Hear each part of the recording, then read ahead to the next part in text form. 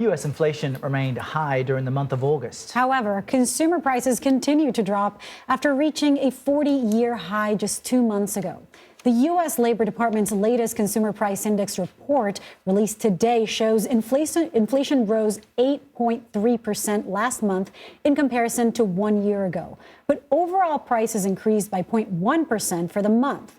Wall Street did not respond very well to the move, with all indexes posting early losses. Joining us now is Nela Richardson. She's a chief economist for ADP, a management services company. Nela, thank you for your time today. So as Lilia just spelled out, inflation slowed since June, but rose on a monthly basis in August. Why is that? Why are prices not declining as fast as experts, as they call themselves, believe they would?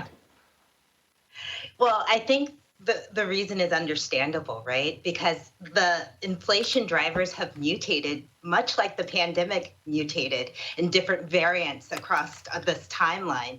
Inflation started out in the goods sector because of this humongous shock to supply, but it's morphed over the last year or so. Starting in the fall of 2021, it's become much more broad-based, much more pervasive, and much more persistent, hitting household budgets the deepest in education, health, and medical services. So these are areas of the consumer budget and the economy where it's harder to see price decreases, and we're seeing that playing out and inflation being stickier and harder to budge than it was before.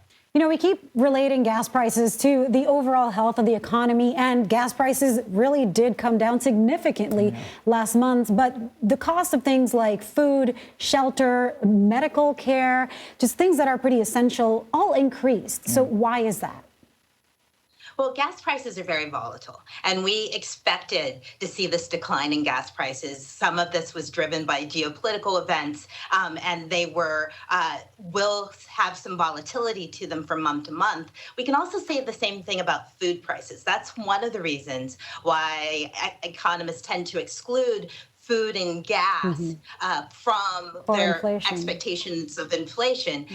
But that's what consumers see. They see food and gas really, really clearly in terms of drivers. But when you think about the overall economy, it's much more broad-based than these two elements. One of them is shelter. Shelter and housing costs are about 40% of the consumer price basket. It's also roughly 40% of many of low-income households' budget towards those things. So if housing is going up, you expect that to have a more dominant impact on inflation, and that's exactly what we saw this month. So considering inflation's still running hot, how might this report influence the Federal Reserve, which is expected to hike interest rates again next week? A lot of people wondering maybe 75 basis points.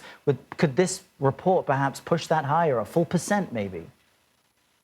You know, I don't think that the Federal Reserve can take any number off the table when they see numbers like this. The good news in terms of what the expectation for the Fed policy is that they've been very clear over the last few weeks that their number one priority is to bring inflation down, and that means aggressive action now. Now, the question really that should be on everybody's mind is how far does the Fed need to go to push interest rates up in order to control inflation, not just next month, but over the next year? And I think there's clearly some differences of views on that. But from what we are hearing from the Federal Reserve, they're in this for the long haul.